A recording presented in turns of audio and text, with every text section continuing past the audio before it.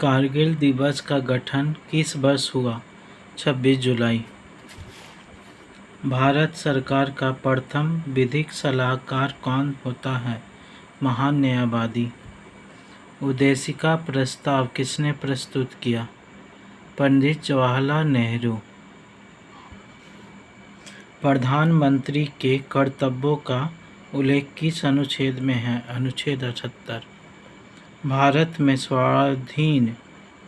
में संविधान सभा के निर्माण का आधार क्या था?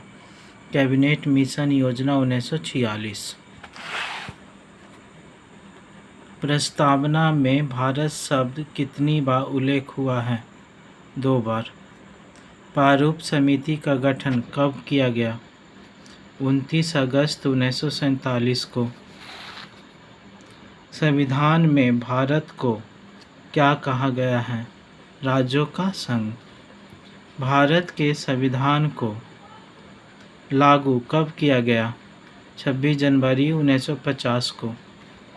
संपत्ति का अधिकार मौलिक अधिकार के रूप में किस संशोधन द्वारा समाप्त किया गया? 44वें संविधान संशोधन द्वारा।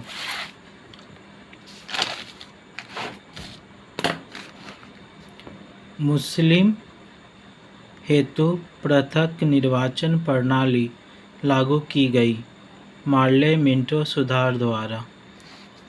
10वीं अनुसूची का संबंध किससे है? दल बदल विधेयक से।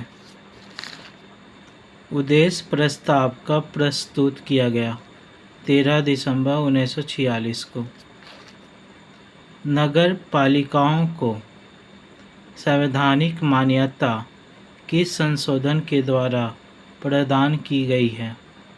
74वां संविधान संशोधन। झंडा समिति के अध्यक्ष कौन थे? जेबी कृपलानी।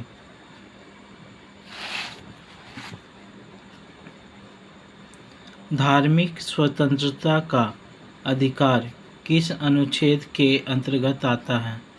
अनुच्छेद 25। पंचायती राज दिवस कब मनाया जाता है? 24 अप्रैल। भारत के संविधान को अंगीकृत करने की तिथि क्या है? 26 नवंबर 1949 को। देश के एकमात्र निर्विरोध राष्ट्रपति कौन चुने गए? नीलम संजीव रेड्डी। प्रारूप समिति को कब पारित किया गया? 23 फरवरी 1948 को।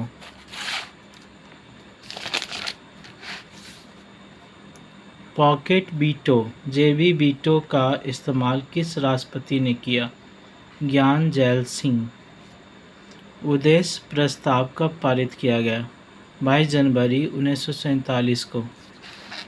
भारत में जनहित याचिका वाद का जनक किसे कहा जाता है? PN भागवती। संविधान सभा के अस्थायी अध्यक्ष कौन और कब बने?